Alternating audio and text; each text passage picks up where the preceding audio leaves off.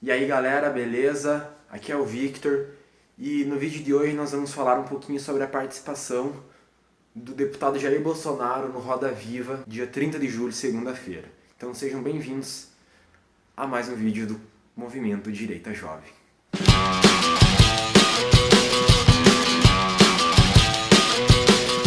Bom, então, como ficou evidenciado, né, no programa, os jornalistas, né, que lá estavam não foram lá para questionar, né, o pré-candidato sobre suas propostas, né, e plano de governo, mas sim para tentar fuzilar, né, o Jair Bolsonaro, que conseguiu sair ileso, né, dos ataques e cremos, né, portanto, que por conta dos jornalistas o Bolsonaro saiu ainda maior do programa. Muitas pessoas ficaram estarrecidas, né, quando o Bolsonaro falou que negros escravizavam negros e entregavam aos portugueses na costa, entregavam a quem tinha dinheiro, né? Nós sabemos, por exemplo, que os mouros, né, os muçulmanos, começaram a se escravizar, a escravizar europeus até mesmo, muito antes, né, do que a escravidão negra por si. E é sempre importante frisar, né, aliás, dá para deixar talvez aqui embaixo, vídeos, né, e artigos do professor Paulo Cruz, né, que é negro e que explica, né, essa questão do escravagismo com muita perspicácia, né, e mostrando fatos, né, mostrando o outro lado da história que não contam para você na escola, que os livros do MEC não falam sobre isso, né? O que eles escreveram literalmente era mais ou menos, literalmente, não, mais ou menos que havia negros que haviam escravizado negros. Isso é um fato histórico conhecido, porque a escravidão na África, ela existiu durante 1000 anos. E, note bem, quando no século passado a Inglaterra proibiu o tráfico, reprimiu o tráfico, quem se rebelou contra? Foram os potentados africanos, negros, do Sudão, que lucravam com isso. E lutaram de armas em punho contra os ingleses para manter a escravidão.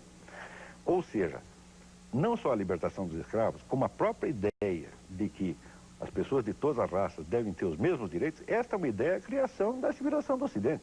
Agora, o que não tem sentido é o seguinte: o movimento negro começou reivindicando que os negros pudessem desfrutar, em paridade com os brancos, dos direitos e benefícios criados pela civilização ocidental. Isso é a coisa mais justa do mundo e isso não se discute.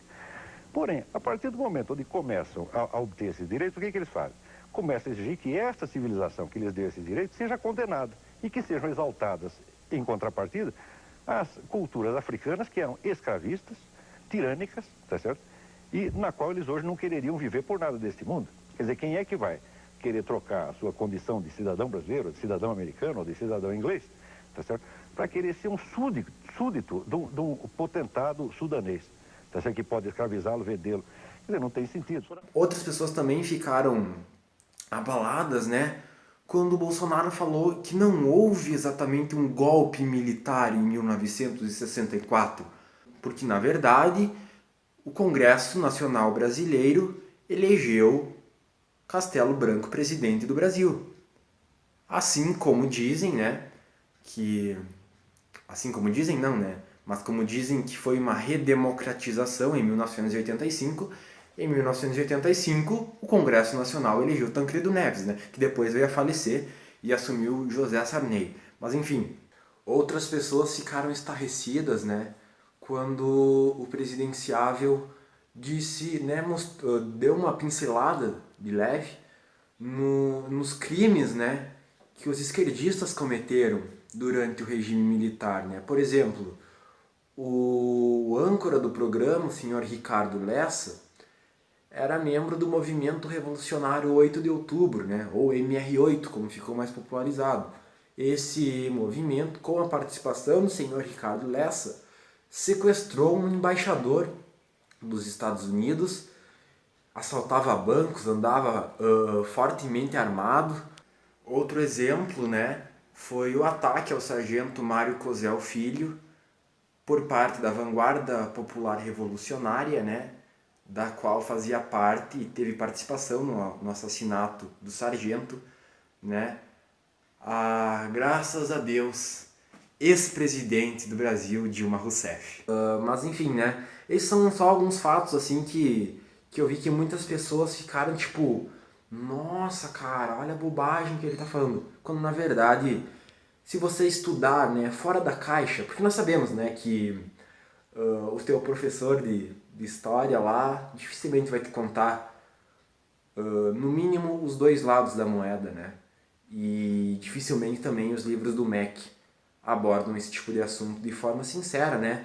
Por conta de também outros tantos assuntos, outras tantas causas, né, melhor dizendo, como o gramscismo, né, a revolução cultural. Por exemplo, né, o professor Olavo de Carvalho fala muito bem sobre isso, que para a esquerda nada foi melhor do que os 21 anos de regime militar, né? Porque nesse período eles tomaram conta das redações de jornais, né, dos diretórios acadêmicos de universidades, e isso a gente sabe que é verdade, porque hoje a gente vê o resultado disso tudo aí. Mas enfim, falando um pouco sobre as pataquadas agora dos jornalistas, né, é incrível como, assim, o Bolsonaro foi bem, né, um dos principais fatos que ele tenha ido bem mesmo, é que ele conseguiu aliar dois fatores, né, na sua fala.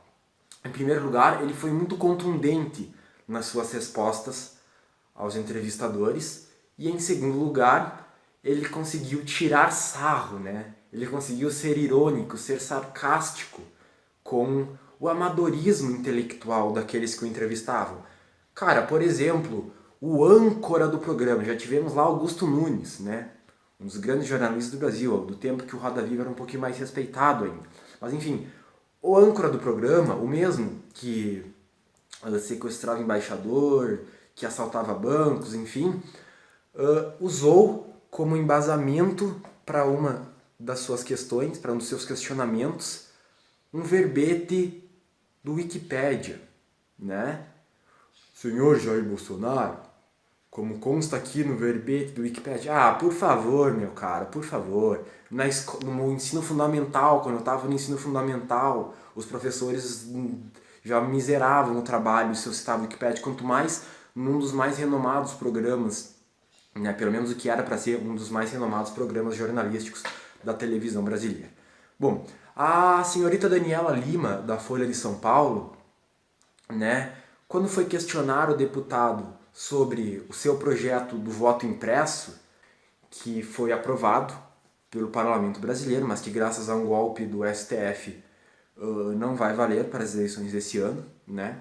Enfim, ela disse que o eleitor sairia do local de votação, né, sairia do local de votação com o papelzinho, né, com seus votos, e levaria para casa, né? E que isso violaria, né, o princípio do voto secreto, né?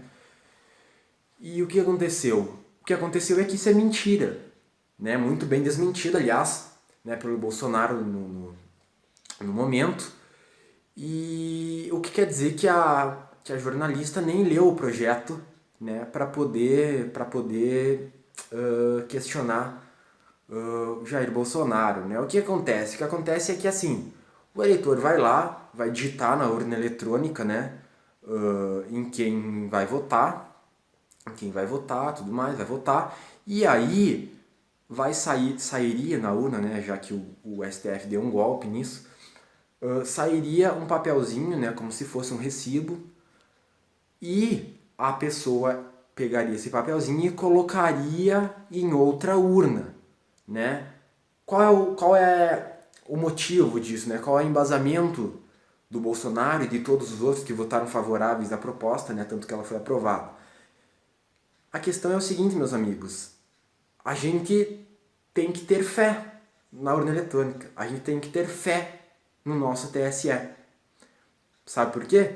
Porque não existe como auditar as urnas. Não existe como fazer uma reapuração dos votos. Não existe como questionar. Não existe. A gente tem que ter fé que o Tribunal Superior Eleitoral estará sendo honesto nas suas atribuições, e a gente sabe como, infelizmente, né, as instituições brasileiras foram aparelhadas nos últimos anos. A mesma Daniela Lima ficou assim, nossa, deputado, mas com uma possível revogação do Estatuto do Desarmamento, eu não estou preparada, o Ricardo Lessa ali não está preparado para ter uma arma. Como isso poderá nos ajudar, então, se não estamos preparados? E o deputado respondeu que eu acho que todo mundo que tem mais de 2 neurônios responderia: bom, olha, minha filha, é só você não comprar uma arma. Se você acha que uma arma não vai ser bom para você, é só não comprar uma arma. Mas, acima de tudo, ter uma arma é uma questão de liberdade individual. É o direito à legítima defesa. Não é mesmo? Por quê? Porque o Estado não é capaz de prover segurança a todos. Não é capaz. E tá aí os resultados. Né? Por exemplo, quando ainda o porte de arma era apenas uma contravenção penal, lá na década de 90, no início dos anos 2000 já, nós tínhamos, em média 30 mil assassinatos por ano. Hoje, né, aproximadamente 15 anos depois do Estatuto do Desarmamento estar valendo, esse número mais do que dobrou, né? Porque já estamos chegando aí a 70 mil homicídios anuais. Bom, outra jornalista, a senhora Thaís Oyama, da revista Veja, proferiu uma mentira, né? Uma fake news acerca do deputado quando questionou sobre um suposto pronunciamento dele, né, que foi noticiado pelo Lauro Jardim, de que ele teria dito numa palestra, né, numa entrevista, que ele metralharia a Rocinha, né? Que ele daria um aviso aos moradores de lá para se retirarem em 6 horas, né? E aos criminosos para se entregarem em 6 horas, senão ele sairia metralhando tudo lá. Para começar, isso é mentira, né? Isso é mentira. O próprio Augusto Nunes, que era quem entrevistava o Bolsonaro nessa ocasião em questão, né? Já afirmou diversas vezes que isso é uma fake news, que o Jair Bolsonaro nunca disse isso, né? Até porque não existe prova nenhuma. O que existe são as testemunhas que lá estavam, o próprio entrevistador dizendo que o Bolsonaro não falou isso. Então, mais uma fake news em cima do Jair Bolsonaro. Bom, outra jornalista questionou o fato de que o Bolsonaro daria carta branca para matar, né? Naquela proposta dele de dar excludente de ilicitude, né, aos policiais para agirem nos antros de criminalidade, como as favelas, né, do Rio de Janeiro, por exemplo. Bom, assim, primeiramente, quem morre hoje são os policiais, né? O bandido não morre. Hoje, como é hoje, quem morre são os policiais, os cidadãos de bem em geral. O bandido continua vivo, né? E cometendo atrocidades por todo o canto, né? Por motivos bem simples, né? A legislação proíbe, por exemplo, que os policiais ajam como precisam, né? Além do que, os policiais chegam no morro e lá estão os criminosos com fuzis de assalto, enquanto eles estão com 38 e olha lá, né? Então o que? Né? A jornalista quer que os policiais deem pombinhas brancas, deem flores aos policiais, depois que morre não há o que fazer. E a realidade está aí, né? Até porque, e isso, né, essa realidade das polícias em todo o Brasil também é mais um motivo, né, para que se pense seriamente na revogação do Estatuto do Desarmamento. Bom, e como o Bolsonaro bem fala, né, em muitos dos seus discursos, e falou também no Roda Viva, não chega a ser uma guerra o que ocorre hoje no Brasil, porque só um lado atira. Vejam bem como é a realidade. Como eu já disse, os criminosos têm fuzis. Nem a blindagem de carros adianta, porque o fuzil ultrapassa essa blindagem, né? Assim, aí o policial tem um 38, tem uma 12. A população não tem nada. A população não tem nada. E é assim, a gente tem que ir seguindo, a Deus dará, né? E é uma realidade triste, né? Porque os números da segurança pública assustam, né? O Brasil mata anualmente mais do que toda a guerra na Síria já matou. Enfim, o que a gente viu, né, nessa segunda-feira, no Roda Viva, foi um reflexo do que é o jornalismo mainstream atual no Brasil, né? O que é a grande mídia atual, né? Muitas pessoas estavam falando, porque ali no Roda Viva tava o esgoto do jornalismo brasileiro. Muito pelo contrário, meus amigos, muito pelo contrário. Ali no Roda Viva tava a nata dos jornalistas brasileiros, porque é isso mesmo. Não é melhor que isso. Se vocês acham que o jornalista brasileiro hoje é melhor do que a gente viu no Roda Viva, vocês estão redondamente enganados, né? Então, assim, hoje em dia não é mais um objetivo da imprensa, né? O que deveria ser. O que seria? Informar a verdade dos fatos e analisar esses fatos de forma séria. Hoje em dia não. Né? Olha só um jornalista botou aqui. O objetivo nessas eleições, então, não é informar a realidade, e sim bater no Bolsonaro por causa que você não gosta dele. Ah, você não gosta do coleguinha do lado? E aí tem que partir pra cima dele covardemente? E a gente sabe, né, pessoal? Pelo jeito a mídia não aprendeu nada com o fenômeno Donald Trump nos Estados Unidos em 2016, porque está acontecendo exatamente a mesma coisa. Bolsonaro vem provando que é como se fosse uma massa de pão. Quanto mais batem nele, mais ele cresce. Né? Eu, por exemplo, conheci o Bolsonaro porque alguns amigos meus e professores ridicularizavam, né? Até botavam vídeos dele na escola, assim, de coisas que ele falava, assim, e eu pensava, putz, mas eu vou pesquisar um pouco mais sobre esse cara, né? Isso em 2015. E eu fui ver, cara, comecei a concordar com o que ele falava. E é assim que ocorre. Porque a mídia coloca, né, todos os dias em jornais, revistas, na internet, enfim, Bolsonaro, fascista, racista, homofóbico, machista, misógino, não sei o que, não sei o que, não sei o que. Né? Todas essas alcunhas que o pessoal para e pensa, putz, mas esse cara deve ser um monstro, velho. Como que esse cara aí tá com 30 milhões de eleitores já? E daí vai pesquisar. A internet é ótima por causa disso, né? Quem sabe usar a internet, pô, tem nela um instrumento democrático, né? Se a gente parar bem pra pensar. Porque vai lá e olha, pô, mas o que o cara falou? Por que será que chamam ele de homofóbico? Pô, mas é por quê? Por causa que queriam ensinar para criancinhas de 6 anos a dar beijo de língua. Pô, mas por que ele é racista? Isso aí eu não sei mesmo. Pra ser sincero, eu não sei por que chamam ele de racista. Isso eu nunca achei nenhuma contradição, sabe? Nenhuma contradição. Enfim. Aí a pessoa vai lá e olha, pô, mas não tem nada contra esse cara mesmo. E daí começa a acompanhar. E pessoal, a primeira regra da retórica é você ser o assunto. O Bolsonaro tá pautando o debate público em todos esses últimos dias e cada vez mais pessoas vão de atrás, cada vez mais pessoas conhecem Bolsonaro.